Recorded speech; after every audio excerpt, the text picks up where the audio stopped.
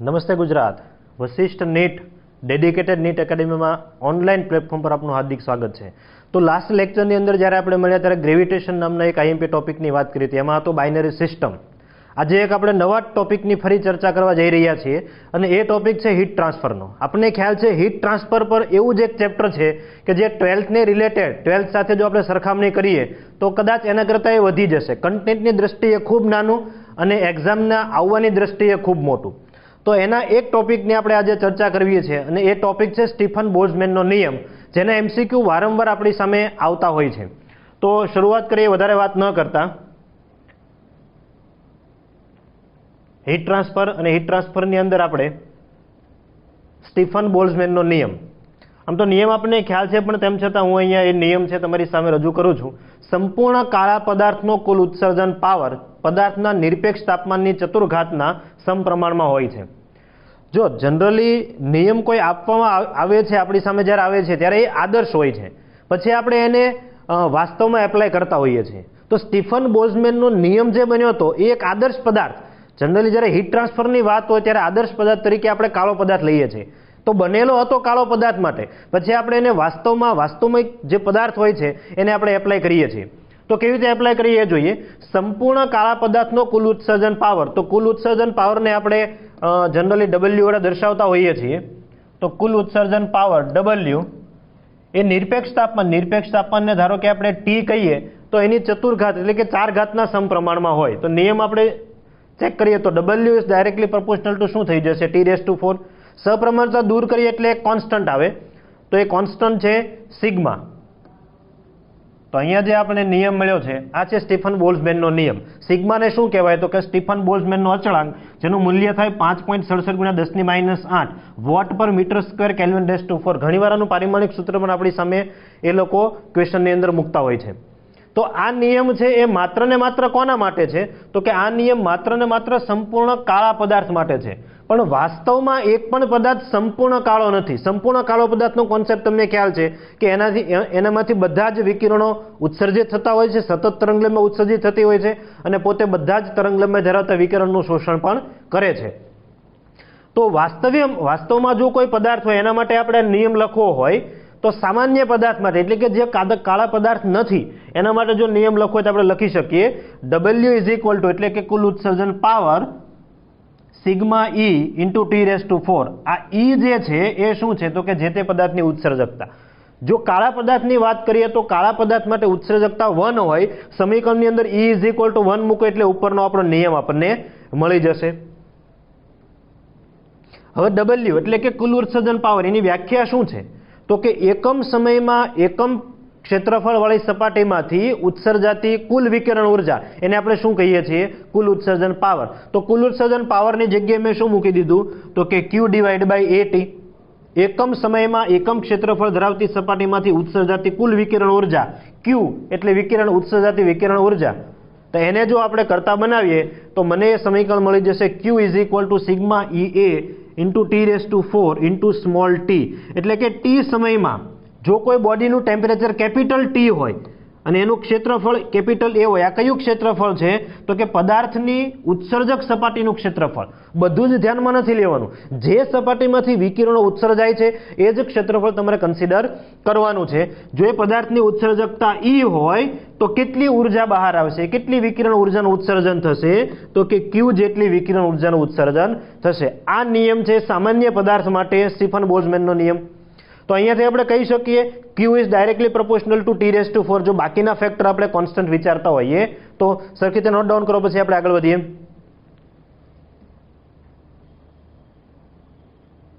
Continue. હવે ધારો કે વાતાવરણનું ટેમ્પરેચર છે TS છે, એટલે કે સરાઉન્ડિંગ ટેમ્પરેચર. તો હવે શું થશે? ધારો કે આ પદાર્થને તમે વાતાવરણના ટેમ્પરેચરમાં રાખો છો તો પદાર્થ છે વિકિરણનું ઉત્સર્જન કરવાની સાથે વાતાવરણમાંથી અમુક વિકિરણનું શોષણ પણ કરશે. એટલે કે આ પદાર્થ ઉષ્માનું ઉત્સર્જન કરવાની સાથે સાથે વાતાવરણમાંથી અમુક ઉષ્માનું શોષણ પણ કરશે. તો જો કુલ એકંદર મારે વિકિરણ ઉત્સર્જનનો દર મારે કેવો હોય તો હું કેવી રીતે આપી શકું? તો ઉષ્મા ગુમાવવાનો ચોખ્ખો દર કેટલો થશે? અમુક ઉષ્મા મેળવે પણ છે અને અમુક ઉષ્મા ગુમાવે પણ છે. તો ચોખ્ખો દર જો મારે આપવો હોય તો હું કેવી રીતે આપી શકું? તો કે dq ડિવાઇડ બાય dt. આગળ તો એ જ છે, પણ મેં સમય કેટલો લઈ લીધો? સૂક્ષ્મ dt જેટલો સમયગાળો, અને એમાં કેટલી ઉષ્મા ઉત્સર્જાય છે? તો કે dq. પણ કેવી હશે? તો કે ચોખ્ખી હશે. 10 મેળવે છે અને 15 ગુમાવે છે, તો નેટ કેટલું થઈ જશે? તો કે 5. એ છે dq. તો ઇઝ ઇક્વલ ટુ થઈ જશે sigma E A t⁴ minus ts⁴. ખૂબ જ IMP આ એક સમીકરણ આપણને મળે છે. આ સમીકરણને લઈને એક્ઝામ્પલ ઘણા બધા આપણી સામે આવે છે. અમુક સેમ્પલ એક્ઝામ્પલ આપણે જોઈશું પણ ખરા. dq બાય dt એટલે કે dt સમયગાળામાં ઉત્સર્જાતી ઉષ્મા dq હોય. ઉત્સર્જાતી બોલો એનો મતલબ નેટ થશે. બરાબર, મેં તમને હમણાં કીધું તે પ્રમાણે તમે પદાર્થને જ્યારે બાહ્ય વાતાવરણમાં મૂકો છો ત્યારે એ શોષણ કરવાની સાથે ઉત્સર્જન પણ કરશે. તો નેટ જે ઉષ્માનો ફ્લો છે એ dq છે, એ જેટલી ક્ષેત્રફળમાંથી બહાર આવે તો t⁴ માઇનસ ts⁴. કોઈએ t માઇનસ ts⁴ કરવાનું નથી. આ બે છે. સિગ્મા ઈ એ t⁴ એટલે ઉત્સર્જા છે, અને સિગ્મા ઈ એ ts⁴ એટલે શોષા છે. તો ઉત્સર્જન માઇનસ શોષણ એટલે ટોટલ આપણને મળે sigma E A t⁴ minus ts⁴. અહીંયા બાળકો જે મેક્સિમમ ભૂલ કરી બેસે છે એ કઈ છે? તો કે એ ભૂલ આ છે, બાળક લઈ લે છે dq divide by dt is equal to sigma E A t minus ts⁴ આવું લઈ લે છે. આ હકીકતમાં કેવું છે? રોંગ છે. આવું ક્યારે આપણે લઈ શકીએ નહીં. આગળ વધીએ. જો પદાર્થનું દળ સ્મોલ m હોય, હવે આ સમીકરણ 1 મેં કીધું છે, આગળ આપણે હજુ એક સમીકરણનો ઉપયોગ કરવો છે સેમ સમીકરણનો. જો પદાર્થનું દળ m હોય, જ્યાંથી ઉષ્મા ઉત્સર્જાય છે, એની વિશિષ્ટ ઉષ્મા છે એ c હોય, તો કેપિટલ T તાપમાને એને કેટલી ઉષ્મા ગુમાવી હશે? તો એ ઉષ્મા છે એ આપણે આ સમીકરણ પરથી આપી શકીએ. dq is equal to mc ΔT. આ સમીકરણ આપણે ભણી ગયા છે. ΔQ is equal to mc ΔT. તો ફેરફારનું જો સૂક્ષ્મ લેતો હો તો ડેલ્ટાની જગ્યાએ શું આવી જશે? dq. બંને બાજુ હું dt વડે ડિવાઈડ કરી દઉં, કેમ કે મારે dt ની જરૂરિયાત છે. તો બંને બાજુ હું dt વડે ડિવાઈડ કરું તો મને સમીકરણ શું મળી જશે? તો સમીકરણ મને મળી જશે dq divide by dt is equal to mc. આ તો કોન્સ્ટન્ટ હોય, dt ડિવાઈડ બાય dt. સમીકરણ નંબર 2. હવે જો લેફ્ટ હેન્ડ સાઈડ છે dq ડિવાઈડ બાય dt, આગળના સમીકરણ 1 ની અંદર પણ લેફ્ટ હેન્ડ સાઈડ શું હતું? dq divide by dt. તો બંને સમીકરણને જો હું સરખાવું તો મને મળી જશે mc dt divide by dt એટલે સમીકરણ 2 is equal to sigma E A t⁴ minus ts⁴. તો ત્યાંથી dt ડિવાઈડ બાય dt ને જો હું કરતા બનાવું તો મને સમીકરણ મળી જશે dt divide by dt is equal to sigma E A t⁴ minus ts⁴ divide by mc. Second most IMP equation છે આ ચેપ્ટરનું. dt ડિવાઈડ બાય dt આને શું કહેવાય છે? તો કે તાપમાન ગુમાવવાનો દર અથવા તો ઠંડા પડવાનો દર. આને જનરલી ઇંગ્લિશમાં કુલિંગ રેટ આપણે કહીએ છીએ. યાદ રાખો, dq divide by dt cooling rate નથી. કુલિંગ રેટ છે એટલે એકમ સમયમાં ગુમાવેલું તાપમાન, ગુમાવેલી ઉષ્મા નહીં. એને કરંટ આપણે કહીએ છીએ, હીટ કરંટ. બરાબર, ભૂલ નહીં કરતા. તમને જ્યારે ઠંડા પડવાનો દર અથવા તો કુલિંગ રેટ કહેવામાં આવે છે ત્યારે તમારે dt ડિવાઈડ બાય dt ને કરતા બનાવવા પડશે. અને એ સમીકરણ શું છે dt ડિવાઈડ બાય dt? તો કે sigma E A t⁴ minus ts⁴ divide by mc. હવે આ સમીકરણને લઈને ઠંડા પડવાના દર પર કઈ કઈ ભૌતિક રાશિ અસર કરી શકે એની આપણે વાત કરીએ. નીટની એક્ઝામની અંદર આ ક્વેશ્ચન પણ ખૂબ મહત્વના છે, જે થિયરીને લઈને આ ટોપિકમાંથી આવે છે. તો આગળ વધીએ આપણે. કન્ટિન્યુ.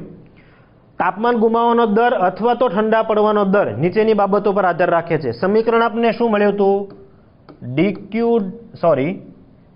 dt ડિવાઈડ બાય, સમીકરણ આપણે શું મળ્યું હતું? dt ડિવાઈડ બાય dt એટલે કે ઠંડા પડવાનો દર sigma E A t⁴ minus ts⁴ divide by mc. Okay, આને લઈને હવે આપણે ચેક કરીએ, એક એક પોઈન્ટ વિશે વાત કરતા જઈએ. એમાં પહેલો પોઈન્ટ છે સપાટીના પ્રકાર. સપાટીના પ્રકારને ઠંડા પડવા સાથે શું મતલબ છે? તો અહીંયા તમે જુઓ, આપણી પાસે જે ઇક્વેશન છે એની અંદર આવે છે સ્મોલ e. તો સ્મોલ e એટલે ઉત્સર્જકતા. ઉત્સર્જકતા છે પદાર્થની સપાટીના પ્રકાર પર આધાર રાખે છે. જો ઉત્સર્જકતા વધારે હશે તો એનો મતલબ એમ થશે કે વધારે ઉષ્માનું ઉત્સર્જન કરશે. એનો મતલબ એમ થશે કે પદાર્થ ખૂબ ઝડપથી ઠંડો થશે. એટલે જેની ઉત્સર્જકતા વધારે એનો ઠંડા પડવાનો દર કેવો થઈ જશે? વધારે. બાકી ફેક્ટર કોન્સ્ટન્ટ ધારો તો dt divide by dt is directly proportional to e. એટલે સપાટીના પ્રકારને ઉત્સર્જકતા સાથે મતલબ છે. બીજો પોઈન્ટ આપણે વિચારીએ. સપાટીનું ક્ષેત્રફળ તો અહીંયા જોઈ શકીએ છીએ કેપિટલ એ પણ આ રેટના સમપ્રમાણમાં છે. જો જેમ જેમ ક્ષેત્રફળ વધે ઉત્સર્જક સપાટીનું, એક નાનો એક્ઝામ્પલ આપું. ધારો કે આપણા ઘરે આપણે દૂધને ઠંડુ કરવું છે. ધારો કે આપણી પાસે એક ગ્લાસમાં દૂધ ભરેલું છે અને એ જ દૂધને આપણે ખૂબ ઝડપથી ઠંડુ કરવું છે, તો આપણે શું કરવું જોઈએ? તો કે દૂધની ઉત્સર્જક સપાટીનું ક્ષેત્રફળ વધારવું જોઈએ. તો એના માટે થઈને આપણે દૂધને ક્યાં ઠલવીએ છીએ? તો કે થાળીમાં અથવા તો એક ડીશમાં આપણે ઠલવીએ છીએ. એનાથી શું થશે? તો કે સપાટીનું ક્ષેત્રફળ વધી જશે અને ક્ષેત્રફળ વધે એટલે ઉષ્મા ઉત્સર્જનનો દર પણ ખૂબ ઝડપથી વધે, એટલે પદાર્થ છે એ ખૂબ ઝડપથી ઠંડો થશે. તો સપાટીનું ક્ષેત્રફળ જેમ વધારે એમ આપણે કહી શકીએ કે ઠંડા પડવાનો દર અથવા તો કુલિંગ રેટ છે એ વધારે હોય. આગળનો ફેક્ટર જોઈએ પદાર્થનું દળ. તો પદાર્થનું દળ છે વ્યસ્ત પ્રમાણમાં છે. તમે જુઓ રેટ છે is directly proportional two 1/m.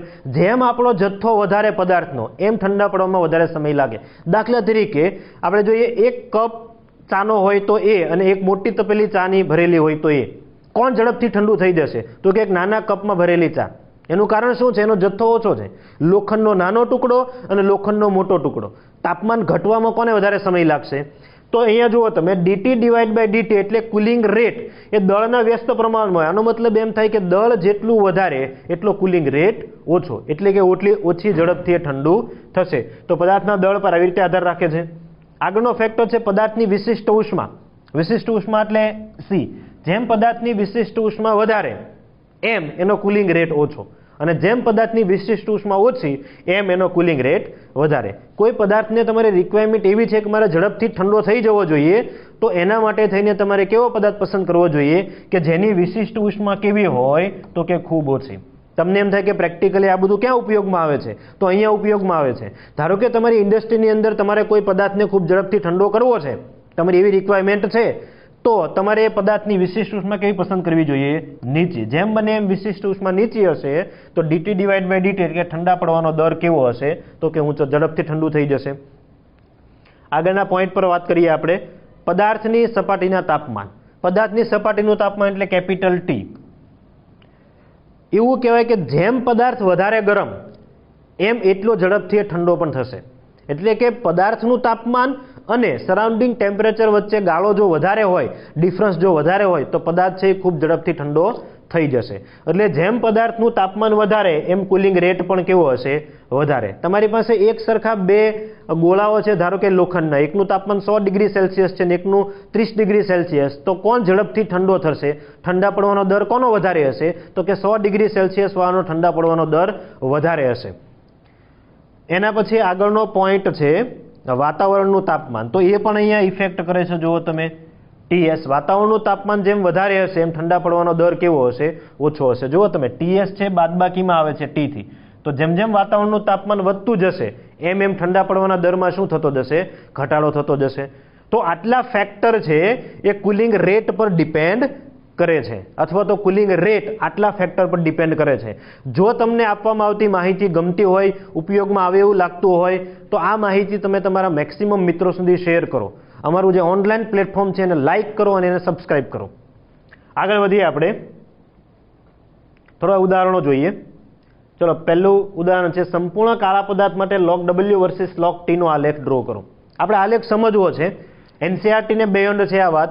તો પહેલા આપણે એ ખબર પડવી જોઈએ કે સંપૂર્ણ કાળા પદાર્થ માટે W અને T વચ્ચેનો સંબંધ શું છે.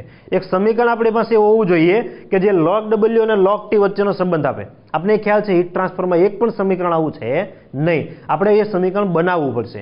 તો W અને T વચ્ચેનો સંબંધ શું છે? તો આપણને ખબર છે W is equal to sigma T⁴.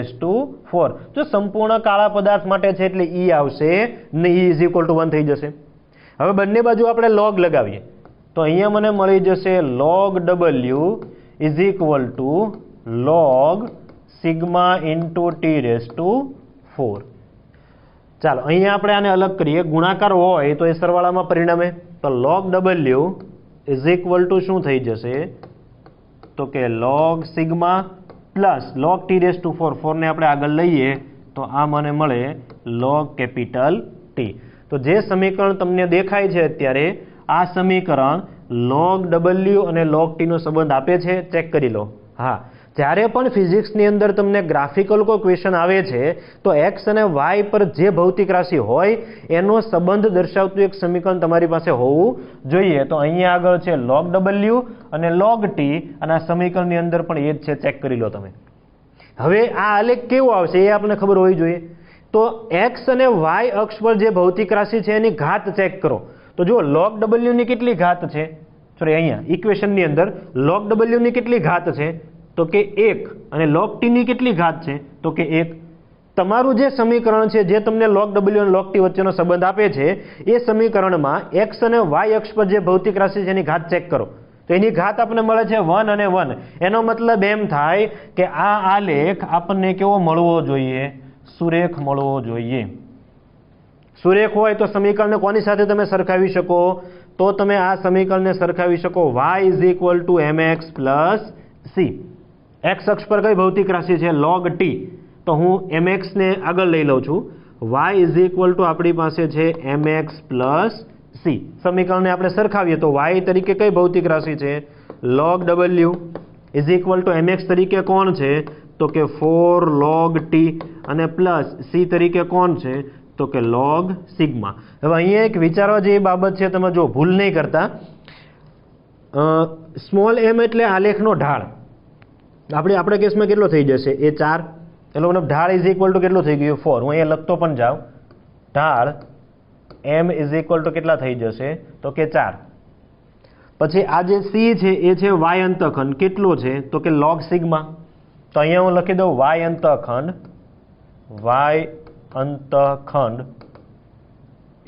= કેટલા થઈ જશે તો કે log સિગ્મા. ઢાળ છે એ પોઝિટિવ છે, તમે જુઓ ઢાળ છે એ કેવો છે ધન છે.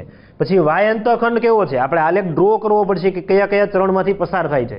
તો એક નજરે આપણે જોઈએ ને તો log સિગ્મા આપણે ધન લાગે છે, પણ આ વેલ્યુ તમને કેવી મળે તો કે સિગ્મા જે છે સિગ્મા આ કેટલો છે તો કે 5.67 × 10 - 8 એટલે આ સંપૂર્ણ આંકડો છે 1 કરતાં કેવો હશે નાનો, અને log 1 કરતાં નાનું હોય તો એ આપણને કેવું મળે ઋણ. log સિગ્મા છે એ ધન નથી, એ કેવું હશે ઋણ. આ સૌથી સમજવા જેવી બાબત છે. બાળક અહીંયા આગળ ભૂલ કરી દે છે, જ્યારે y અંતઃખંડ પૂછે છે ત્યારે log સિગ્માને એ લોકો ધન ધારી લે છે. હકીકતમાં ધન નથી, એ કેવું છે તો કે નેગેટિવ છે. કેમ તો કે સિગ્માની વેલ્યુ 1 કરતાં નાની છે અને logની વેલ્યુ 1 કરતાં નાની હોય તો નેગેટિવ હોય. તો હવે આના પરથી જો આપણે મેળવીએ તો y અંતઃખંડ ઋણ બનવો જોઈએ, ઢાળ છે ધન બનવો જોઈએ. તો એવો આલેખ છે એ આપણે જો કન્સ્ટ્રક્ટ કરીએ તો એ આલેખ આપણે કંઈક આવી રીતે મળી જશે. બહુ સમજવા જેવો સારો આલેખ આપણે કહી શકીએ. અહીંયા આગળ કઈ ભૌતિક રાશિ log W, અહીંયા આગળ કઈ ભૌતિક રાશિ તો કે log T. આલેખ આપણો કેવો મળવાનો છે તો કે સુરેખ. y અંતઃખંડ નેગેટિવ બનવો જોઈએ, તો આ y અક્ષ છે આ O પોઈન્ટથી ઉપર જે હોય એ પોઝિટિવ હોય. એનો મતલબ કે ક્રોસ ક્યાં થવી જોઈએ O થી નીચે. બીજી વસ્તુ ઢાળ કેવો રહેવો જોઈએ પોઝિટિવ, એટલે કે θ <90 હોવો જોઈએ, રેખાનો ધન x અક્ષ સાથેનો. એનો મતલબ કે રેખા છે એ આપણી કંઈક આવી હશે. આ આપણો આલેખ થઈ જશે કયો તો કે log W versus log T. તો આ જે છે એ y અંતઃખંડ થઈ જશે. y અંતઃખંડ કેટલો થઈ જશે તો કે log સિગ્મા. ચલો x અંતઃખંડ આપણે જોઈતો હોય તો એ પણ મળે. આપણું જે સમીકરણ છે એમાં ym ને 0 તમે કરી દો અને x ને કરતા બનાવો તો ym તમારો c 0 થઈ જશે, તો y 0 થઈ જશે, તો x બરાબર શું થઈ જશે તો કે -c/m. તો કે આ થઈ જશે -log સિગ્મા / m છે આપણો કેટલો છે તો કે 4. તો આ આપણને મળે -log સિગ્મા / 4. આ આપણો કયો અંતઃખંડ થઈ જશે x અંતઃખંડ. તો આ સંપૂર્ણ આલેખ મેં તમને સ્ટીફન બોલ્ટ્ઝમેનના નિયમની મદદથી જે તમને એક્ઝામમાં પૂછવામાં આવે છે એ છે. કેટલી વસ્તુ યાદ રાખવાની છે તો કે આલેખ કયા ચરણમાંથી પસાર થાય છે, એનો ઢાળ કેટલો છે, ધન છે કે ઋણ છે, y અંતઃખંડ ધન છે કે ઋણ છે, કેટલું છે, અને x અંતઃખંડ ધન છે કે ઋણ છે. જો x અંતઃખંડ ધન થઈ જશે, log સિગ્મા પોતે નેગેટિવ હોય, એક આગળ માઇનસ નિશાની એટલે પોઝિટિવ થઈ જશે. આગળ બીજા એક્ઝામ્પલમાં આપણે વધીએ. નોટ ડાઉન કરેલો સરખી રીતે. ઓકે, એક્ઝામ્પલ આપણી સામે આવી રીતે છે. પૃથ્વીની સપાટી પર સપાટીને લંબ પ્રતિ મિનિટ આપાત થતી સૌર ઉર્જા 20 kcal/m². છે. જો સૂર્યની સપાટી પરનું તાપમાન બમણું કરવામાં આવે તો પૃથ્વીની સપાટી પર આપાત થતી નવી ઉર્જા કેટલી હશે? આપણે એવું વિચારીએ કે જે ઉર્જા ઉત્સર્જિત થાય છે એનો અમુક ભાગ છે પૃથ્વી પર રિસીવ થશે. આ ભાગ છે બંને વખતે કેવો હશે? એક સરખો હશે એવું આપણે વિચારીએ. તો 20 કિલો કેલરી પર મીટર સ્ક્વેર આ જનરલી પ્રતિ મિનિટ ઉત્સર્જાય છે. તો પ્રતિ મિનિટ એટલે આનો મતલબ એમ થાય કે 20 કિલો કેલરી પર મીટર સ્ક્વેર આ ઉત્સર્જાતી ઉર્જા છે, એટલે એને આપણે ઉત્સર્જન પાવર કહી શકીએ. તો પહેલા કેસમાં W આપણને કેટલો આપેલો છે? 20 કિલો કેલરી પર મીટર સ્ક્વેર. બીજું તમને એવું કહેવામાં આવ્યું છે કે હવે સૂર્યની સપાટીનું તાપમાન આપણે બમણું કરી દઈએ. તો પહેલાનું તાપમાન આપણે ધારો કે T ધારતા હોઈએ, તો હવે આપણે તાપમાન કેટલું ધારવું પડશે? તો કે 2T. તો નવો ઉત્સર્જાતો પાવર કેટલો હશે એ આપણે જોઈએ છે. ઉત્સર્જાતી ઉર્જા કેટલી હશે? આ ઉર્જા પણ તમારે ક્યારે આપવાની છે? તો કે પ્રતિ મિનિટ જ આપવાની છે. આ ઉર્જા પણ તમારે પ્રતિ મિનિટ જ આપવાની છે. તો બહુ સિમ્પલ છે.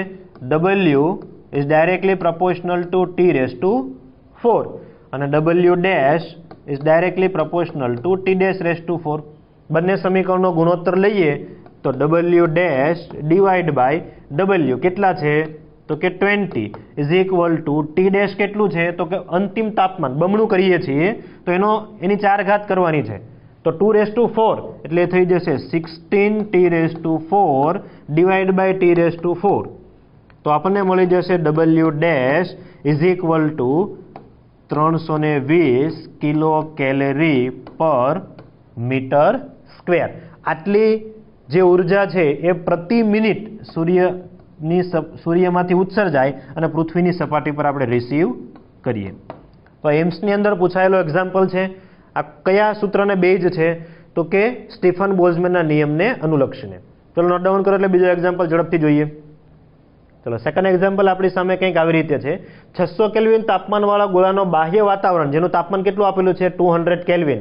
એમાં કુલિંગ રેટ કેપિટલ R છે.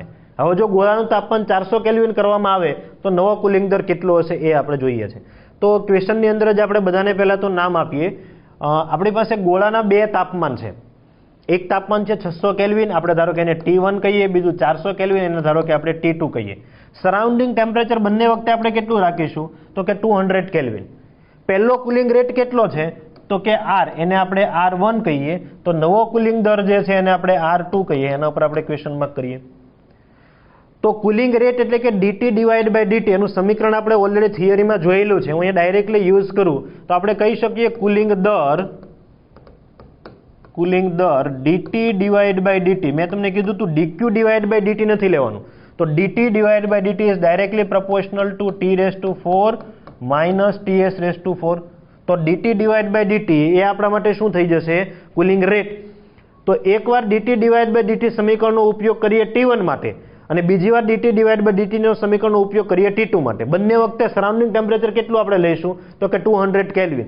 ધારો કે તમારું તાપમાન ડિગ્રી સેલ્સિયસમાં આપવામાં આવ્યું હોત તો યાદ રાખો સ્ટીફન બોલ્ઝમેનના નિયમની અંદર કેપિટલ T છે નિરપેક્ષ તાપમાન છે અને નિરપેક્ષ તાપમાન હંમેશા શામાં હોય? કેલ્વિનમાં. એમ્સની અંદર આવો પણ દાખલો હતો. હવે તો આપણે નીટ બોલીએ તો પણ ચાલે. એવો પણ દાખલો હતો કે જેમાં તાપમાન ડિગ્રી સેલ્સિયસમાં હતું, +273 કરીને તમારે શામાં કન્વર્ટ કરવું પડશે? કેલ્વિનમાં. ઓકે, તો પહેલા કેસમાં આપણે વાત કરીએ તો R1 is directly proportional to T⁴ minus Ts⁴ કહી શકીએ dt ડિવાઈડ બાય dt, અને મેં R કહી દીધું. અને R2 is directly proportional to T⁴ minus આપણે શું કરી શકીએ? Ts⁴.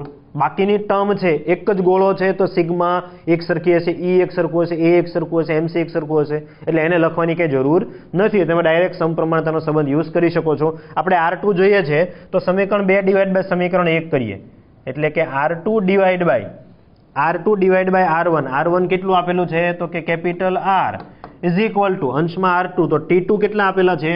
તો કે 400. તો 400⁴ માઇનસ Ts સરાઉન્ડિંગ ટેમ્પરેચર કેટલું છે? તો કે 200⁴ hall divide by T1⁴. T1 કેટલું છે? 600 કેલ્વિન. તો 600⁴ માઇનસ 200⁴. તો જો આપણે આનું સાદુરૂપ આપીએ તો સમીકરણ ખૂબ મોટું થઈ જશે. ખાલી કોન્સેપ્ટ આવડવો જરૂરી નથી, તમને સાદુરૂપ પણ આપતા આવડવું હોતું જોઈએ. તો અહીંયાથી 0 0 તમે કાઢી નાખો કેમ કે બધી બાજુ 4 4 ઘાત જ છે. તો તો R1 ડિવાઈડ બાય R2 શું થઈ જશે? એટલે કે R2 divide by R, R1 બરાબર તો R જ છે. તો 4⁴ માઇનસ 2⁴, 0 0 તમે કાઢો તો અહીંયા શું થઈ જશે? 4⁴ માઇનસ 2⁴ ડિવાઈડ બાય અહીંયા થઈ જશે 6⁴ માઇનસ 2⁴. તો આને તમે હજુ સરખી રીતે સિમ્પ્લિફાય કરી શકો છો. A⁴ માઇનસ B⁴ એટલે A² minus B², A² plus B², તો એ થઈ જશે 4⁴ માઇનસ 2⁴ અને 4⁴ પ્લસ 2⁴ ડિવાઈડ બાય નીચે પણ એ સેમ તમે યુઝ કરી શકો છો. તો કે 6⁴ માઇનસ 2⁴ ઇન્ટુ 6⁴ પ્લસ 2⁴. ચલો અહીંયા 6 કાઢીએ અને ત્યાં આગળ આવી જશે પ્લસ 2⁴. તો હવે તમે સિમ્પ્લિફાય કરી શકો. 4નો વર્ગ થઈ જશે 16, 2નો વર્ગ થઈ જશે 4, તો 16માંથી 4 જાય તો એ મળે તમને 12 ગુણ્યા 4નો વર્ગ 16 પ્લસ 4 એટલે એ થઈ જશે 20 ડિવાઈડ બાય 6⁴ એટલે 36 માઇનસ 4 એટલે એ થઈ જશે 32 ઇન્ટુ 6⁴ એટલે 36 પ્લસ 4 એટલે આ થઈ જશે 40. તો R1 R2 જે છે એ તમને સમથિંગ R સ્વરૂપે મળી જશે. સાદુરૂપ આપો તો આ સિમ્પલ પ્રમાણે તમે સાદુરૂપ આપીને R2 છે એ સરળતાથી ફાઇન્ડ કરી શકો છો. અધરવાઇઝ તમારે જો 4⁴ માઇનસ 2⁴ કરવું હોય તો પણ એ પણ શક્ય છે. A⁴ માઇનસ B⁴ ના મેં ખાલી ટુકડા કર્યા છે, A² minus B², A² plus B². તો આ પ્રમાણે તમે સિમ્પલી સાદુરૂપ આપી શકો છો. આગળ વધીએ. સૂર્યની સપાટીનું તાપમાન T-માંથી 2T તથા ત્રિજ્યા છે એ R-માંથી 2R કરવામાં આવે તો પૃથ્વી પર પહેલા અને પછી મળતી ઉર્જાનો ગુણોત્તર શોધો. તો સેમ સમીકરણ તમારે એપ્લાય કરવાનું છે. હું તમને હિન્ટ આપું છું આ દાખલાની અંદર. તમને ઉર્જાનો ગુણોત્તર માગેલો છે તો Q is directly proportional two આપણે લખી શકીએ. Q નું સમીકરણ શું થાય? તો કે sigma EA into T⁴ into small t. તો Q is directly proportional two શું થઈ જશે? તો કે એરિયા જો તમે ત્રિજ્યા ચેન્જ કરો છો તો એરિયા ચેન્જ થશે એટલે A ઇન્ટુ T⁴. તો અગેઇન સૂર્યને આપણો જો એક ગોળો વિચારતા હોઈએ તો Q is directly proportional two area કેટલો આપણે લખી શકીએ? 4πr². એટલો થઈ જશે આ R² ઇન્ટુ T⁴. તો હવે તમે સિમ્પલી યુઝ કરી શકો છો Q2 divide by Q1 is equal to R2⁴ T⁴ divide by R1⁴ T1⁴. તો બધાની વેલ્યુ તમે પુટ કરી શકો. શરૂઆતનું તાપમાન છે T, એમાંથી 2T કરવાનું છે. તો તમે અહીંયા આગળ T જે છે એને T1 કહી દો અને 2T જે છે એને T2 કહી દો. ત્રિજ્યા છે R એને તમે R1 કહી દો અને 2R છે એને તમે શું કહી દો? R2. તો તમારે Q2 ડિવાઈડ બાય Q1 નો ગુણોત્તર મેળવવાનો છે. તો તમને અહીંયા મળી જશે Q2 is equal two something Q1. તો આ પ્રકારના એક્ઝામ્પલો જનરલી નીટમાં પૂછવાની શક્યતા મેક્સિમમ હોય છે. કયા ટોપિકમાંથી? તો કે સ્ટીફન બોલ્ઝમેનના નિયમમાંથી. એક લાસ્ટ એક્ઝામ્પલ જોઈએ પછી આપણે આજનો ટોપિક છે પૂરો કરીએ. સરસ મજાનો એક એક્ઝામ્પલ છે. તમને 3 પ્લેટ આપવામાં આવી છે. 3 પ્લેટ છે એની ઉત્સર્જકતા એક સરખી છે અને સપાટીનું ક્ષેત્રફળ પણ એક સરખું છે. પહેલી પ્લેટ છે એનું તાપમાન છે 4T, લાસ્ટ પ્લેટ છે એનું T અને વચ્ચેની પ્લેટ છે મિડલ પ્લેટ એનું T'. શું આપણે જોઈએ છે? તો કે સ્થાયી ઉષ્મા અવસ્થામાં, જો આ શબ્દ મહત્વનો છે, સ્થાયી ઉષ્મા અવસ્થામાં આ જે T' છે એનું ટેમ્પરેચર આપણે જોઈએ છે. તો સ્થાયી ઉષ્મા અવસ્થાનો મતલબ શું થાય? તો કે 4T માંથી જેટલી ઉષ્મા T' મેળવશે એટલી જ ગુમાવી દેશે. ઇન શોર્ટ, ડેલ્ટા Q પહેલી પેર માટે is equal to delta Q બીજી પેર માટે એક સરખું થવું જોઈએ. ફરી રિપીટ કરું છું. સ્થાયી ઉષ્મા અવસ્થાનો મતલબ શું થાય? તો કે 4T માંથી જેટલી ઉષ્મા T' મેળવશે એટલી જ ઉષ્મા એ કોને આપી દેશે? તો કે T ને આપી દેશે. ઇન શોર્ટ, ડેલ્ટા Q પહેલા માટે, ડેલ્ટા Q બીજા માટે. પહેલા માટે સિસ્ટમમાં લેવાનું છે 4T અને T', બીજા માટે લેવાનું છે T' અને T. તો આપણે શું લખી શકીએ અહીંયા આગળ? સિગ્મા, એ લખવું હોય આપણે લખી શકીએ સિગ્મા EA. પહેલી સિસ્ટમ માટે મારે લખવું હોય તો હું શું લખી શકું? 4T⁴ minus T'⁴ is equal two બીજી પેર માટે મારે લખવું હોય તો again sigma EA T T dash raise to 4 minus T raise to 4. તો સિગ્મા ઈ એ બંને બાજુથી કેન્સલ થઈ જશે. આ કેન્સલ, આ કેન્સલ. 4 ઘાત એટલે 256. તો આ થઈ જશે 256 T raise to 4 minus T dash raise to 4 is equal to T dash raise to 4 minus T raise to 4. તો આ મને મળી ગયું 2 T dash raise to 4 is equal to 257 T raise to 4. તો T dash is equal to થઈ જશે 257 divide by 2 raise to 1 divide by 4 into T. તો આવો સિમ્પલ પ્રકારનો એક્ઝામ્પલ છે એ તમારી સામે આવી શકે આ ટોપિકમાંથી. તો ટોપિક છે મેં તમને આગળ પણ કીધું હતું, ખૂબ મહત્વનો છે. આ ચેપ્ટરની અંદર આના સિવાયના કયા ટોપિક છે? તો કે ઉષ્મા વાહકતાને લઈને પણ ઘણીવાર એક્ઝામ્પલ તમારી સામે આવે છે. ન્યૂટન સ્લો ઓફ કુલમને લઈને પણ તમારી સામે ઘણા એક્ઝામ્પલ આવે છે. વિનનો સ્થળાંતરનો નિયમ લેમ્બડા ચાલે છે 1/t એને લઈને પણ તમારી સામે ઘણા એક્ઝામ્પલો આવે છે. તો ચેપ્ટર સંપૂર્ણ નીટની દ્રષ્ટિએ ખૂબ મહત્વનું છે, કન્ટેન્ટની દ્રષ્ટિએ ખૂબ નાનું છે. જેટલી વસ્તુ અહીંયાથી તમને કહેવામાં આવી છે એ બધી જ વસ્તુ છે એ નીટમાં ખૂબ જ મહત્વની છે. જે ઇન્ફોર્મેશન આપવામાં આવી છે એ જો તમને ગમતી હોય, તમને એવું લાગે છે ઉપયોગમાં આવે છે, તો મેં તમને આગળ પણ કીધું તે પ્રમાણે તમારા મેક્સિમમ મિત્રો સુધી આને શેર કરો, અમારા ઓનલાઈન પ્લેટફોર્મને લાઇક કરો અને સબસ્ક્રાઇબ કરો. વશિષ્ઠ છે તો શક્ય છે. Thank you very much.